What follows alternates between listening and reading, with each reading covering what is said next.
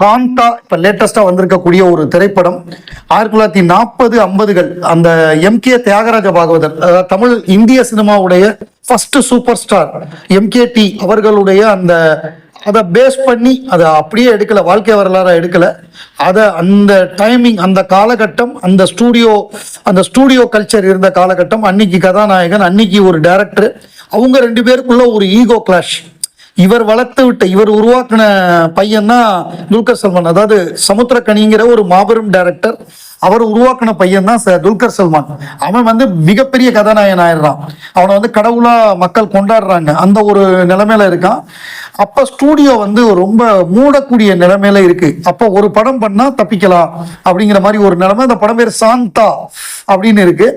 அந்த படத்துல இவர் நடிக்க ஒத்துக்கிறாரு. நம்ம துல்கர் சல்மான் ஒத்துக்கிட்டதுனால திருப்பி எடுக்கிறாங்க. அதை நீங்க தான் டைரக்ட் பண்ணணும். அந்த ஸ்டூடியோ ஓனர் கெஞ்சுறாரு இவர்கிட்ட, எங்க அப்பாக்காக இந்த ஸ்டூடியோவை காப்பாத்துறதுக்காக நீங்க பண்ணுங்கன்னு.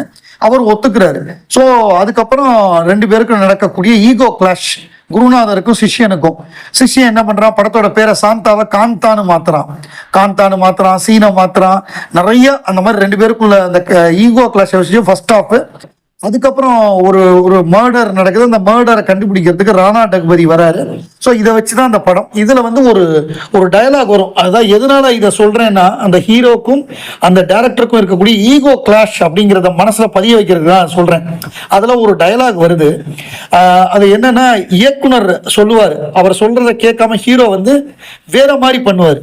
அப்ப கடுப்பான இயக்குனர் என்ன சொல்லுவாருன்னா, டே நான் சொல்றத செய்டா அப்படின்னு, நான் சொன்னதை மட்டும் செய்டாம்பாரு. இல்ல சார், ஹீரோ என்ன சொல்லுவாருன்னா, நான் இப்படி செஞ்சாதான் என்னோட ஆடியன்ஸ், என் ஃபேன்ஸுக்கு பிடிக்கும் அப்படிம்பாரு. அதுக்கு டைரக்டர் என்ன தெரியுமா சொல்லுவாரு, நீ சொல்ற உன் ஆடியன்ஸ்லாம் 50 வருஷத்துக்கு அப்புறம் இருக்க மாட்டாங்க, ஆனா நான் எடுக்கிற படம் இருக்குண்டா அப்படின்னு சொல்லுவாரு.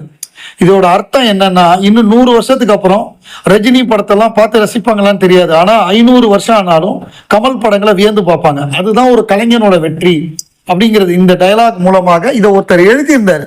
அவர் சொன்னது, இவர் இந்த டயலாக் கேட்கும் பொழுதே எனக்கு அதை தான் ஞாபகப்படுத்தினுச்சு. அதே நேரம் இந்த ரைட்டப் ஒருத்தர் எழுதியிருந்தார், கார்த்திக் அன்பே சிவம்னு நினைக்கிறேன், அவர் தான் ஃபேஸ்புக்கில் எழுதியிருந்தாரு. ஸோ அதுவும் நமக்கு ஒத்து போச்சு. நம்ம நினைக்கிறத அவர் கரெக்டா வார்த்தைகள்ல அழகா எழுதியிருந்தாரு. ஸோ இந்த படத்துல இந்த டயலாக் எனக்கு ரொம்ப பிடிச்ச ஒரு டயலாகா இருந்தது.